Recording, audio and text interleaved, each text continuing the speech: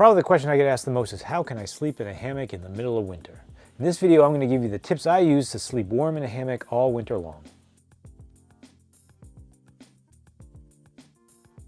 When we're talking about warmth, it begins and ends with insulation.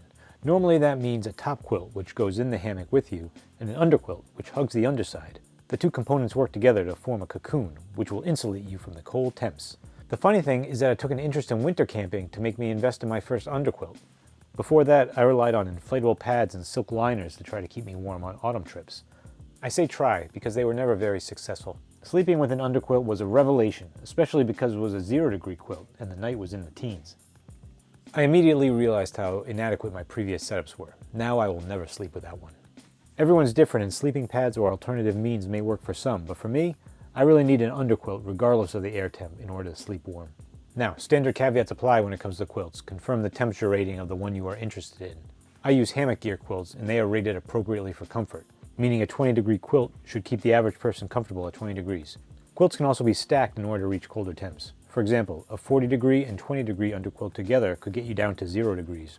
You can find charts online which give you an idea of the possibilities, but again, everyone sleeps different, so you'll definitely want to do some tests. And of course, I can't forget my down booties. These are from Goose Feet Gear. I'll bring these on most trips. They keep my feet nice toasty warm. I just love having them. These and a nice pair of wool socks will usually do the trick regardless of the temp.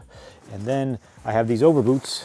I'll often wear these with the down booty. You're not really supposed to walk around in these, and I try not to. But if I get up in the middle of the night, being able to slip into these over boots with the down booty instead of having to get into my cold boots is very preferable.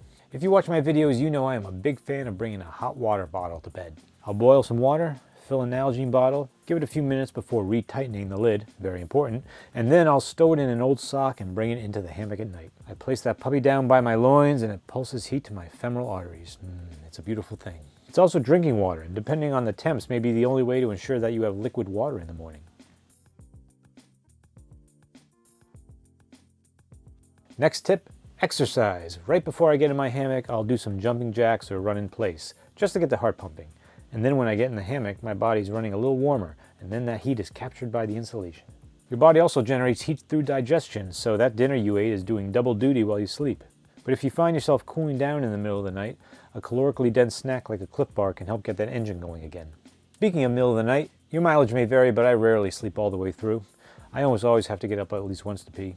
It can be hard to leave the lukewarm confines of your hammock for the bitter cold, but remind yourself that your body uses precious energy keeping all that pee warm.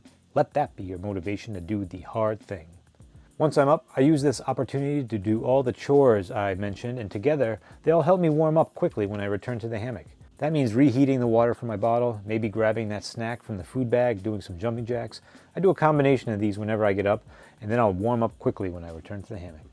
In the winter, I generally use my MSR Whisper Light stove, which uses white gas. It works well at low temps, whereas my pocket rocket begins to fail around 20 degrees Fahrenheit.